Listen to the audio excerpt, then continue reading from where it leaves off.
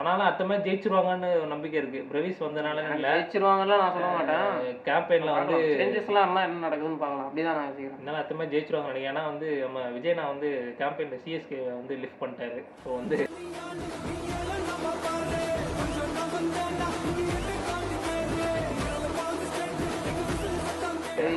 அதனால வந்து விஜயனா அவரே லிஃப்ட் பண்ண முடியாம இருக்கிறாரு. என்னதான் வந்து நம்மள அவர் வந்து தேர்தல் விட்டு அடி வாங்க வச்சாலும் அடுத்த ஒரு 2-3 நாள்ல மகாபலிபுரத்துல வந்து நெஞ்சில் குடியிருக்கும்னு சொன்னதும் நம்ம இப்பெல்லாம் சொல்லுங்கண்ணான்னு போய் நிக்கிறோமோ அது மாதிரி இவனுக்கு எத்தனை மேட்ச் தோத்து நம்மளை வந்து அசிங்கப்படுத்தினாலும் அடுத்த மேட்ச் நம்ம மேட்ச் டே அன்னைக்கு வழக்கம் போல எல்லோ ஜெர்சி ஆடுறானுங்கன்னா நம்ம போய் உட்கார தான் போறோம் மேட்ச் பார்க்கறதுக்கு.